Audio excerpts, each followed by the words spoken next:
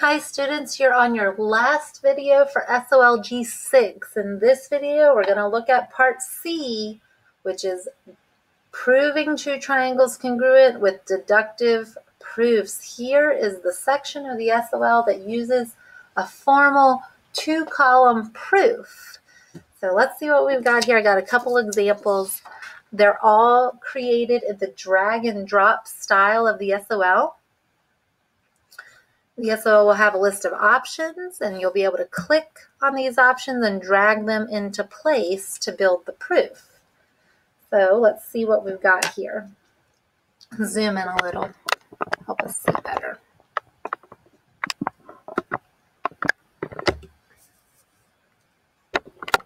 There we go. Okay. All right, in this first example, we are looking at one of those famous bow tie problems. That's the first thing my eye sees. So I'm going to read through the given. I'm going to update the picture with everything I know, and then come over here to the reasons column and start sliding in what we know are the reasons that go with the given information. All right, first and foremost, we've got Q is the midpoint of RP. Okay, that's my first piece of given information. So looking at RP, check out RP here.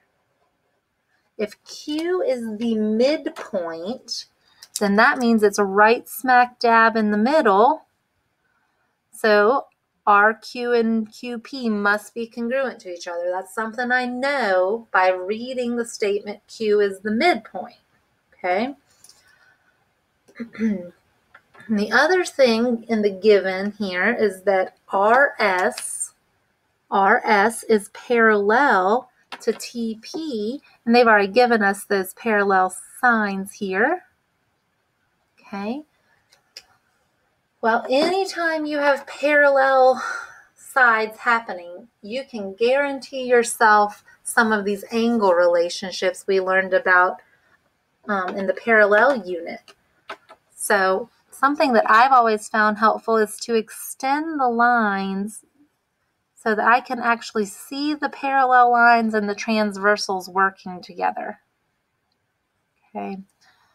Now, there's one transversal, and I know that alternate interior angles are congruent.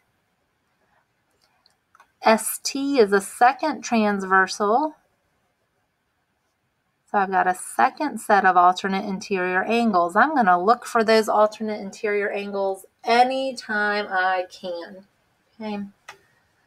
So I've got alternate interior angles due to the parallel lines. Now, I haven't even touched the proof yet. That's just what I know.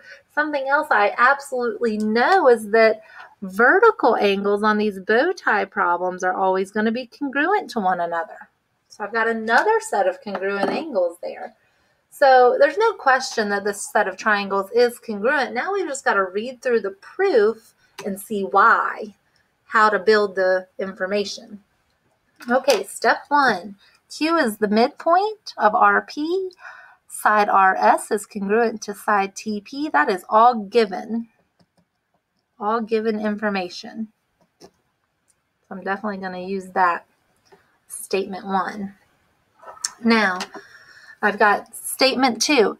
Angle 1 is congruent to angle 6. Let's check our picture. Confirmed. We confirmed that when we were looking at the picture. Angle 1 and angle 6 are congruent to each other. And that came out when we were talking about those parallel lines. Parallel lines are congruent. These alternate interior angles are congruent as well. So alternate interior angle theorem is the reason why angle 1 and angle 6 are congruent.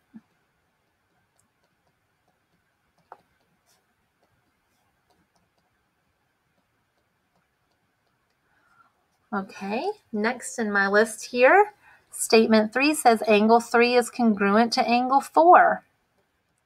We already had that written out because we understand this picture. We see those as vertical angles, and look over here, I've got that in my list. The vertical angle theorem says that if two angles are vertical, then they are congruent.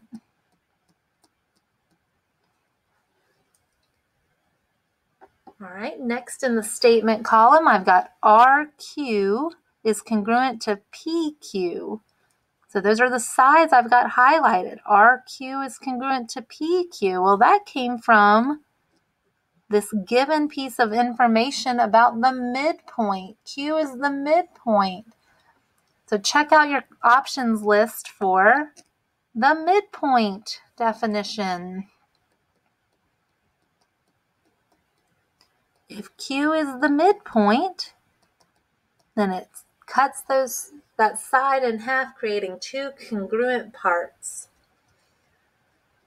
So we're finally down to proving that the two triangles are congruent. And if we go back to our very first part of this lesson, there are 5 ways to prove that two triangles are congruent. I'm just reminding you of this part of your notes so you can access it. We've got SSS, SAS, ASA, AAS, and HL.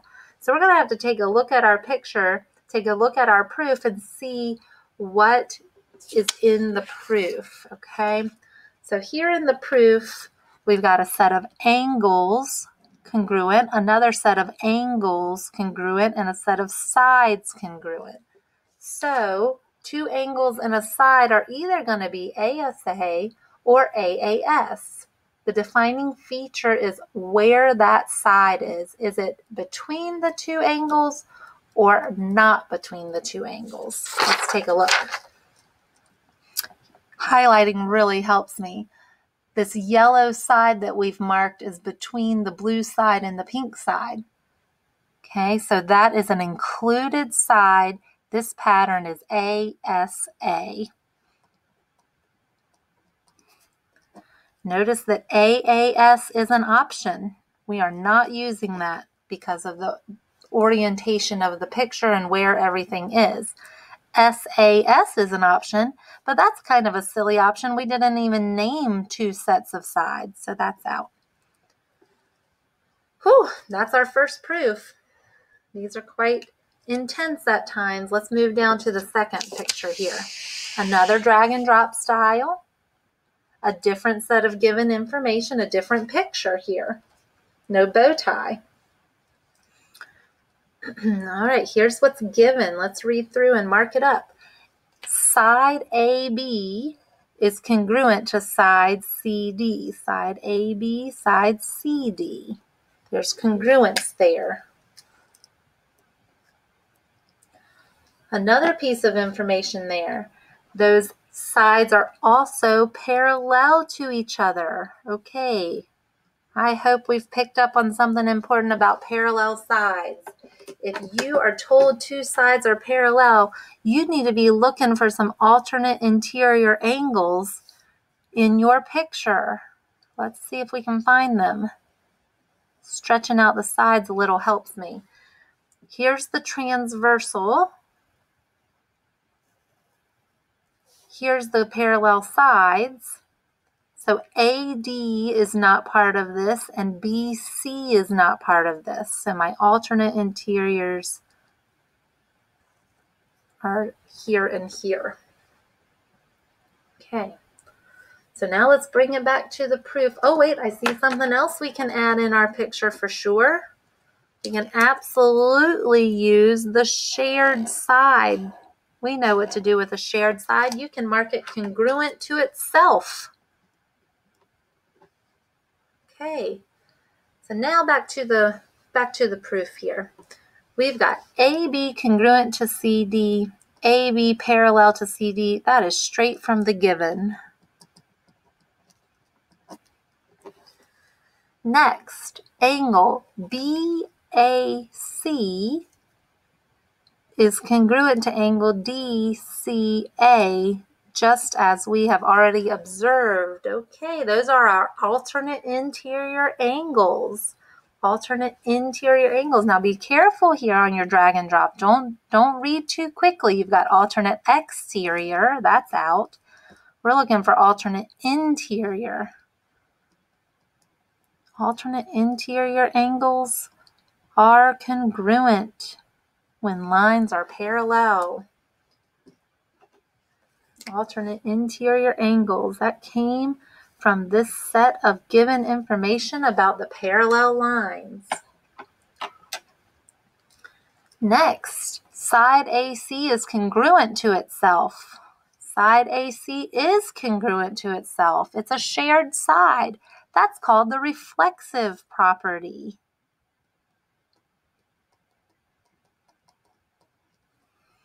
Now that should be enough information apparently to know that the two triangles are congruent. Let's take a look at what's in the proof. Here we've got a set of sides congruent. In statement 2, we have a set of angles congruent. In statement 3, we have a set of sides congruent. So we have two sides and an angle. I'm looking back to our first set of notes about this, and there is an option that allows two sides and an angle to be a reason for a triangle congruence if the angle is included between the two sides, if the angle is connecting the two sides. Let's check our picture. In the lower triangle, the angle that's marked is connecting the two highlighted sides. In the upper part of the picture, the same is happening. So these two triangles are congruent by SAS congruence. Oh man, now we're taking it a step further on this problem here. Step further. Now that we know that these two triangles are congruent, we can start breaking apart the congruences. We have that side BC here is congruent to side DA.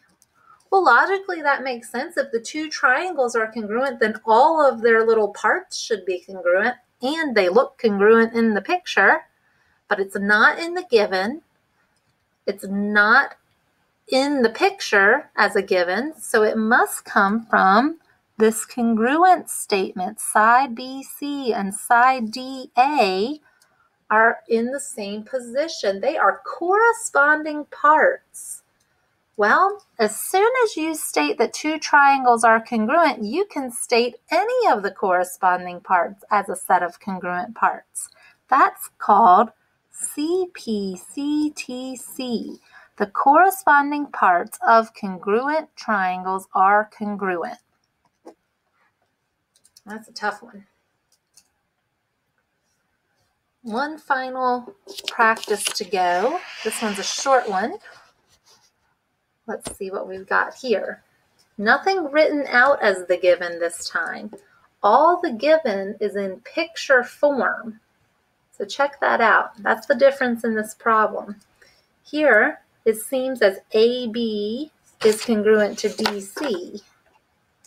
AB is congruent to DC in the picture, and I see that in the statement. We've also got AD congruent to BC in the picture, and I see that in the statement.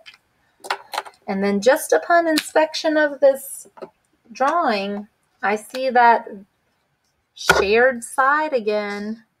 Anytime you have a shared side, you can mark it congruent to itself. We don't have any parallel lines this time, so no congruent angles by alternate interior theorem, okay? Parallel lines only go with congruent angles. We also don't have vertical angles to work with, so it doesn't look like I have any angles I can pre-mark. So let's go over here to the proof. Right there is that congruent set of sides that we've marked in our picture. That's the shared side down the middle, AC congruent to itself. That is called the reflexive property, when something is congruent to itself. Well, gosh, that's it. We can now tell that these two triangles are congruent. Let's take a look at our picture. We've got three sides congruent to three sides. Our proof has all the sides listed. This must be the SSS postulate. No angles to talk about. I think HL could be really tempting here because it certainly looks like these are right triangles, There's nothing marked as a right angle, and there's nothing given in the proof as a right angle, so we cannot choose HL. This concludes our video series on proofs of congruent triangles. This also is the end of SOL G6. Happy studying!